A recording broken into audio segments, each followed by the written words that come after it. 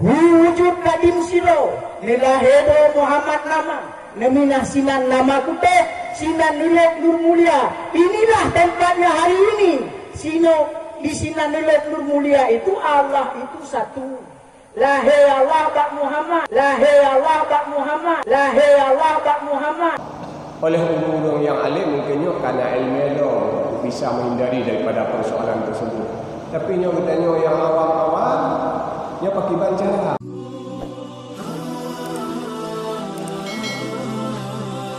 Orang jahilnya udah hendak hukum tauhid. Hana iman, hansep adikut. Tapi yang bernama aliran sesat yang orang maling mendumnya. Mungkin dalam sama-sama hal lebih maling orang ajaran sesat daripada kita. Cukup banyak ilmu. Bahkan ditahan karena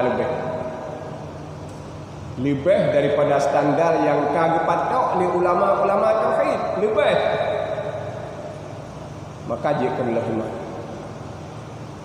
Di antaranya mungkin seandainya anda atau mungkin pernah terdengar ada etiket yang menyalahi atau yang lebih daripada yang kanan. Tipe 20 karena dalam pengajiannya lebihnya etiket 50 yang kita sampaikan karena dalam pengajian. Tapi tambah yang lain. Umpamanya persoalan Qul huwallahu ahad, Allahus samad. Pernah terdengar ada penafsiran bahwa Muhammad itu adalah Allah. Jadi pengertian Qul huwallahu ahad, pengertian ayatnya Allah menyatakan bahwa Muhammad itu adalah Allah. Ya, yang salah satu contoh kalibah.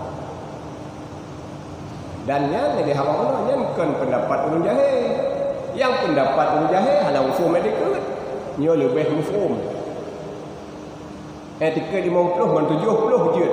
Tapi tambah lah nyo kalau lebih etiket bahwa Muhammad itu Allah. Ini sangat berbahaya. Karenanya bukan persoalan yang itu mbak Allah hanya ilmu, tapi nyo persoalan mbak Allah yang berilmu dan nyo persoalan dalam majlis ta'lim. Nabur hal-hal lainnya sehingga mau yang seandainya terjadi persoalan mbak Allah jahil, ya kamu dahulunya ada perkembangan, ya kan terjadi di kalangan orang-orang yang sudah banyak ilmu. Maka oleh orang-orang yang alim mungkinnya karena ilmu bisa menghindari daripada persoalan tersebut. Tapi nyo katanya yang awam-awam nyo pakai bancara. Kita nyo dalam etiket ajaran yang sesat. Kita nyo perlu benteng yang sangat kuat. Punya orang alim segatik mungkin nyo karena ilmu. Tapi kita nyo yang awam ini sangat penting. Yang kita mungkin belum bisa memisahkan etiket yang sesat yang hanya sesat.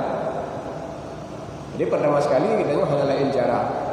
Tak ikuti dan tabut ilmu kitab dan guru